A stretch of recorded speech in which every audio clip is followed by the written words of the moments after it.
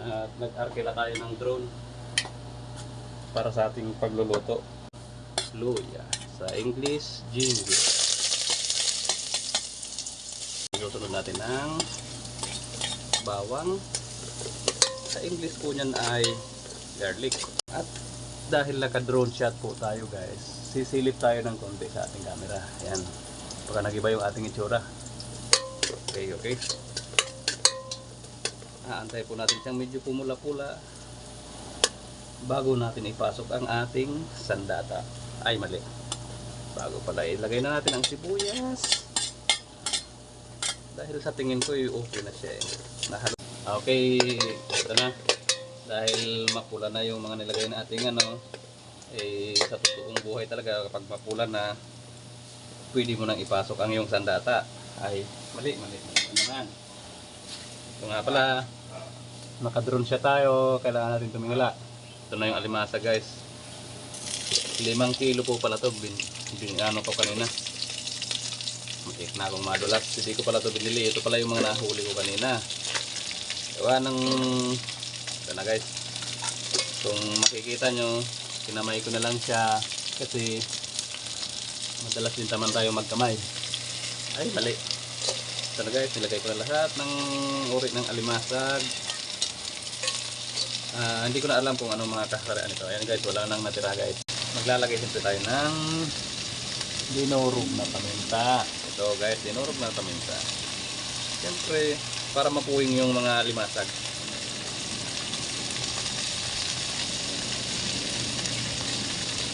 Takpan muna natin guys sa loob ng 3 oras. Meron din po pala tayo itong butter guys. Ito siya. At meron din tayong oyster sauce. Pag kumulo na siya guys, after 3 hours, lalagyan na natin itong oyster sauce siyempre. Kaya nga natin binili ito eh. Siyempre guys, gagamit tayo ng gunting sa pagbubukas ng ating oyster sauce. Siyempre, huwag na tayo doon sa makalumang design style na hinangat-ngat lang. Ay, makikita nyo siya guys.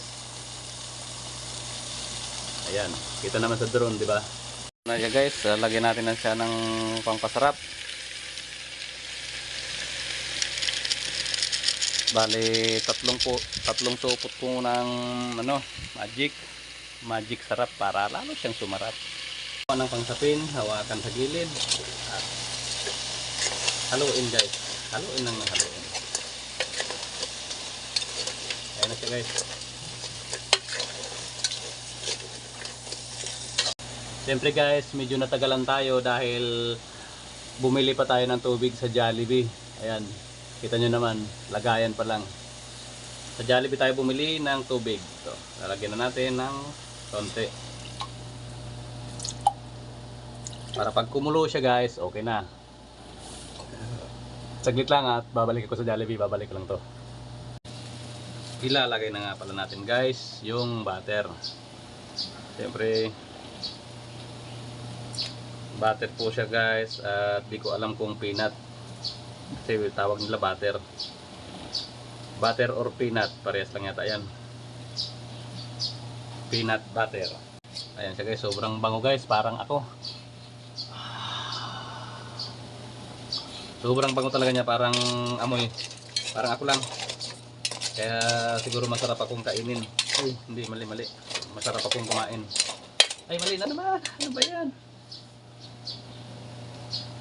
Siyempre guys, ilalagay na natin yung binili nating sili na pinatagayat na rin natin sa palengke. Okay. Siyempre, ilang minuto lang itatagal nito guys ng ating luto na to guys. At ako lang pala ang kakain nito guys dahil magkakalayo kami ng pamilya ko guys. Yan, tika lang para masigurado tayo masarap.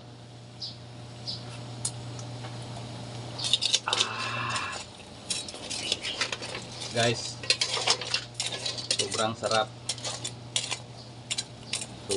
talaga guys.